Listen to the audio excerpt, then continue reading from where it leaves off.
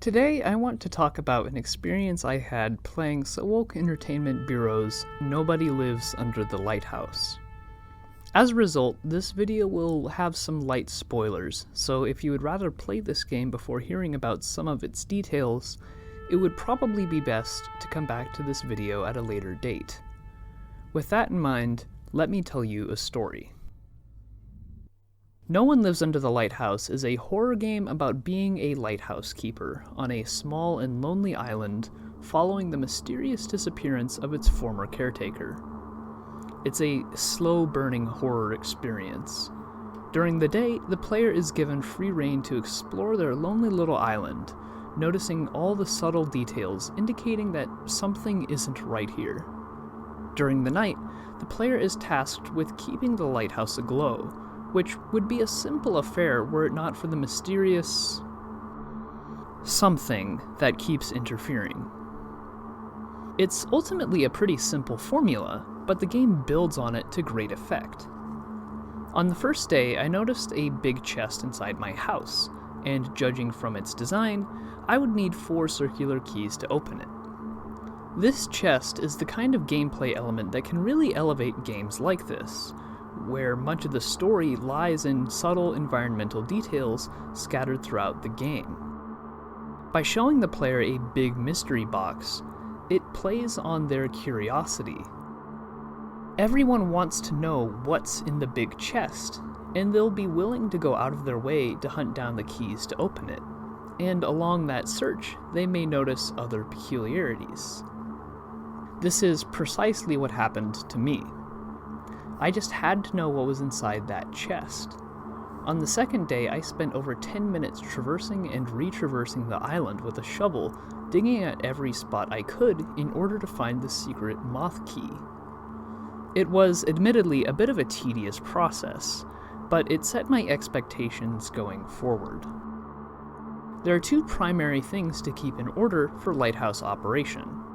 The first is the weighted pulley system, which powers the light's rotation with gravitational energy. The second is providing oil for the lamp itself. Throughout the second night, these tasks kept getting undone. After setting up the light once, someone undoes the pulley system. After fixing that, someone drains the lamp of its oil, and when filling up my can, it was hard to miss the black sludge oozing from the tunnels under the lighthouse. Even after refilling the oil, it strained again. After each disturbance, the setting got physically more dark and ominous, especially when the lighthouse lamp goes out. As I descended the steps for my second batch of oil, my personal lantern was extinguished, leaving only the thunderstorm to illuminate my path. And once I was in the storeroom, there was no light, and the oil was gone. It was so dark in this room, I literally had to fumble around with my hands close to the wall, feeling forward for my path. Under the lighthouse, where supposedly nobody lived, I grabbed my oil and made an exit as swiftly as I could. But when I ascended the ladder, what I found surprised me. Where before there was a dark yet discernible storeroom, I now found myself in a void of pitch black, with no discernible details that anything existed, save for the burnt-out lamp in my hand. In an attempt to get a better grasp on my surroundings, I tried walking around, and perhaps my character moved, but the world was so devoid of sights and sounds that I couldn't tell if I was even moving, let alone progressing to a goal. This moment was the closest any game has ever come to encapsulating the absolute horror of nothingness. Other games have attempted to capture the abyss before, but despite a name that suggests a total nothingness, there's usually something there. Some shred that connects to a wider context. But in that lighthouse, I was stranded. No entrance, no exit, nothingness in totality. These moments of horror were more unsettling than anything that had come before. Previously, there had been high-octane encounters with the monster, but those desperate scrambles didn't unnerve me nearly as much as this moment, where I was thrust into nothingness with seemingly no path forward aside from accepting my fate.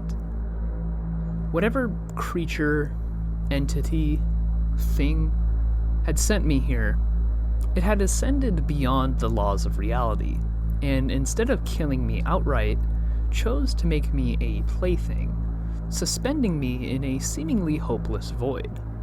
Why did this creature send me here? Did it enjoy playing with me? Is my misery its endgame, or does it desire something more? Both answers imply a horror greater than I initially conceived. Realizing my burnt-out lamp was useless, I pulled out a cross, hoping it would ward away the demons that I imagined in my head. Empirically, I had no evidence to prove any demons were after me, but I imagined them all the same. As I held out my cross, I noticed something peculiar. The cross was shaking in a way it never had before. At first, I read this as my character trembling in fear, as they gazed into the great unknown, but this view was harder to justify as the cross contorted into unnatural shapes. It was as if the only shred of reality I had left was tearing itself apart at the seams. Cycling through my items, I realized everything was distorted, but only as I moved my mouse in certain directions. Perhaps it was a clue, some way out of this purgatory. My theory was that I could harness this glitchiness as a compass of sorts, and I could orient myself to traverse this dark abyss. Soon, I was moving my mouse back and forth, scientifically aligning myself with the angle of peak distortion, but nothing happened, nor did I make any progress with the opposite approach. Finally, after minutes of experimentation, an idea crept into my head. What if this was a glitch? At first, I didn't believe this thought, as I was entirely of the opinion that this experience was handcrafted by the designers as an out-of-the-left-field curveball. After all, they had already thrown some pretty bizarre stuff my way, so much so that an abyss of nothingness was inside of my mental field of possibility. I was convinced everything was unfolding as it should, but the more I tried experimenting, literally fumbling around in the dark, the more I realized that this wasn't meant to be. Eventually, I resigned and pressed the restart level button, not sure of where I would end up. Sure enough, I found myself back in the dark storeroom I initially expected, and thus continued my adventure. After having this experience, I'm left asking myself what can be taken away. It was a brief, momentary thing that the developers hadn't intended or even known about. However, despite that, I can't help but remain fascinated, as I think it speaks to the nature of games as experiences and how bugs can interact with that experience to produce distinct and personal meaning. I've encountered bugs in games before, as most gamers have. They're usually something that take people out of an experience, a reminder that the world of play is a fabrication, that despite all the smoke and mirrors, these worlds don't exist in reality. What makes my bug different from those is its feeling of authenticity. Instead of being a big flashing neon sign that says, "This world is fake," it folds naturally into the game with a feeling of authenticity. Somehow, the code that was supposed to load the level around me had catastrophically failed, but despite everything going off the tracks, I was entirely of the belief that it was normal. I can't recall any other bug that has duped me in such a way, like a prison broken only through disbelief. I think part of the reason why this bug was so convincing lies in the bug's experience.